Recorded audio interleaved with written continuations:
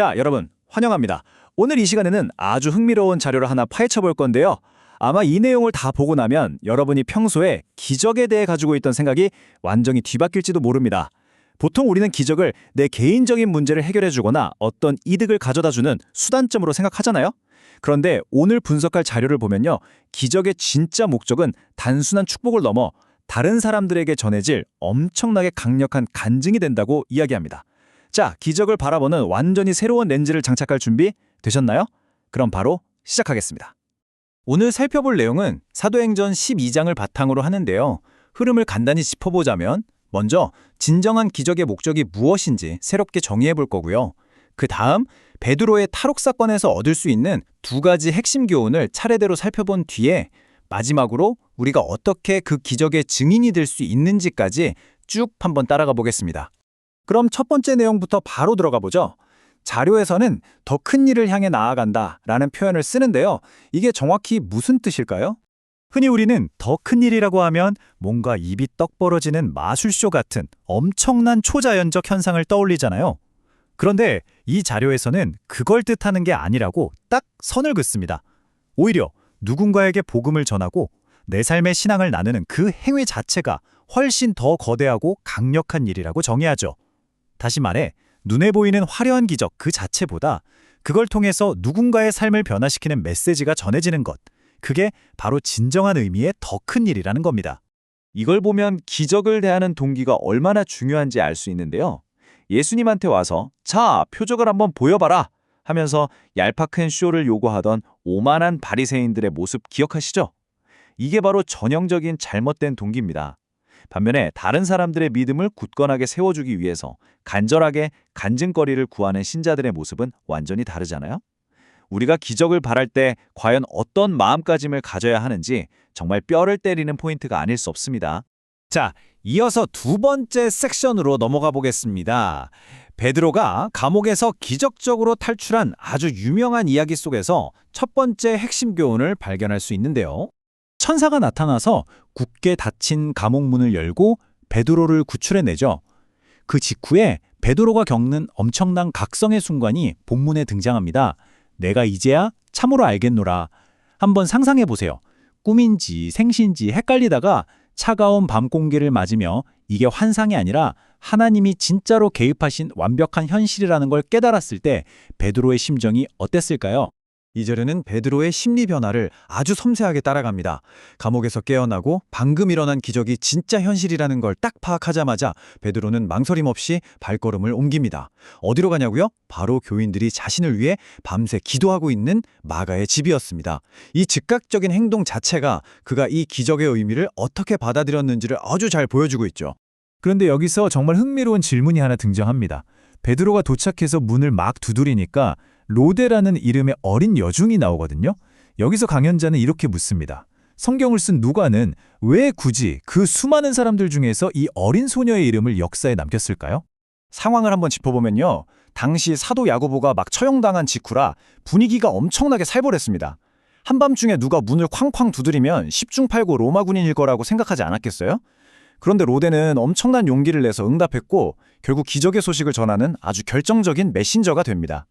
방 안의 어른들은 공포에 떨고 있었지만 이 어린 소녀의 순수한 기쁨이 그 모든 두려움을 한 방에 날려버린 거죠. 하하하. 그런데 여기서 성경을 읽다 보면 피식 웃음이 나는 상황이 벌어집니다. 로데가 밖에서 들리는 베드로의 목소리를 듣고 너무 기뻐서 흥분한 나머지 정작 문을 열어주는 건 깜빡하고 그냥 안으로 냅다 달려가 버린 겁니다. 수배 중이라 1분 1초가 위험한 베드로는 졸지에 문 밖에 혼자 덩그러니 남아서 계속 문을 두드려야만 했죠. 진짜 웃지 못할 상징적인 장면이죠. 여기서 놓치지 말아야 할 정말 기막힌 대조가 있습니다. 방 안의 제자들은 밤이 새도록 베드로를 살려달라고 기도해놓고는 정작 그 베드로가 살아 돌아왔다니까 아니야, 죽어서 천사가 온 걸 거야 라면서 아주 논리적인 의심을 합니다. 참 아이러니하죠. 반면 어린 로데는 어땠나요? 진짜로 베드로가 문 밖에 서 있어요 라면 그냥 있는 그대로 믿습니다. 때로는 우리의 복잡한 이성과 지식이 오히려 기적을 있는 그대로 받아들이는 걸 방해할 수 있다는 걸 보여주는 대목입니다. 자, 그래서 우리가 가져가야 할 핵심 포인트는 이겁니다. 우리도 베드로처럼 응답을 향해 끈질기게 문을 두드려야 합니다. 그건 맞아요. 하지만 그 못지않게 중요한 건 마침내 그 기적이 내 문 앞까지 와서 똑똑 두드릴 때 섣부른 의심이나 두려움은 다 내려놓고 기꺼이 내 마음의 문을 활짝 열 수 있어야 한다는 겁니다. 자, 그럼 이제 마침내 문이 열리고 베드로가 방 안으로 들어갔을 때 이야기 두 번째 주요 교훈으로 넘어가 보겠습니다. 방 안에 들어간 베드로의 첫 행동을 한번 유심히 보세요. 사람들 난리 났겠죠? 와, 베드로가 살아서 돌아왔다 하면서 열광했을 텐데 베드로는 손을 저어가며 조용히 하라고 시킵니다. 사람들의 시선과 스포트라이트가 자신에게 쏠리는 걸 즉각적으로 차단하고 다른 곳으로 휙 돌려버린 거죠. 여러분, 간증의 진짜 목적이 바로 이겁니다. 내 영성이 얼마나 대단한지, 내가 얼마나 특별한 사람인지 과시하는 게 절대 아니에요. 기적의 핵심 포커스는 오직 단 하나입니다. 이 놀라운 일을 행하신 분은 내가 아니라 오직 하나님이시라는 걸 강조하고 그분의 능력을 세상 사람들에게 알리는데 완전히 맞춰져 있어야 한다는 뜻입니다. 여기서 자료는 우리가 성경을 읽으며 흔히 헷갈릴 수 있는 역사적 팩트를 하나 딱 정리해 줍니다. 베드로가 야고보에게 전해라 라고 했을 때 그 야고보는 이미 순교한 사도 야고보가 아닙니다. 바로 예수님의 친동생 야고보를 말하는 거예요. 이 사람이 원래는 형인 예수님을 조롱하던 회의론자였거든요. 그런데 부활이라는 어마어마한 기적을 직접 목격하고 나서는 인생이 180도 뒤집혀서 나중엔 예루살렘 교회의 핵심 리더가 됩니다. 진짜 기적 하나가 한 사람의 인생을 어떻게 완전히 바꿔버리는지 보여주는 살아있는 증거죠. 그렇다면 수천 년 전에 일어난 이 놀라운 사건의 청사진이 오늘날의 우리에게는 대체 어떤 의미가 있을까요? 사도행전 10장의 패턴을 분석해보면 아주 명확한 공식 하나가 나옵니다. 기적이라는 건 우리가 그냥 방구석에 가만히 앉아있을 때 일어나는 게 아니라 적극적으로 밖으로 나가서 믿음을 증언하고 전할 때 아주 갑작스럽게 찾아온다는 겁니다. 그리고 그렇게 경험한 기적은 혼자만의 비밀로 간직할 게 아니라 다시 교회를 든든하게 세우는 사람들의 간증으로 이어져야 하는 거고요. 완벽한 선순환이죠. 결과적으로 오늘 우리가 살펴본 이 깊이 있는 자료가 우리에게 던지는 메시지는 이 두 가지로 압축됩니다. 응답이 올 때까지 포기하지 말고 끈질기게 계속 두드려라. 그리고 마침내 기적을 경험했다면 입을 열어 주님의 행하심을 그들에게 알려라.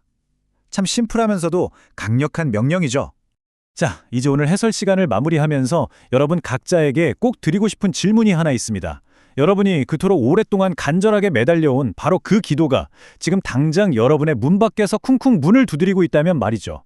여러분은 내 안에 알량한 이성이나 두려움을 다 뛰어넘어서 그 문을 벌컥 열어젖힐 수 있는 진짜 믿음을 준비해두고 계신가요? 오늘 함께 나눈 이 놀라운 통찰들이 여러분의 삶에 새로운 기적의 문을 여는 마스터키가 되기를 진심으로 바랍니다. 지금까지 시청해주셔서 감사합니다.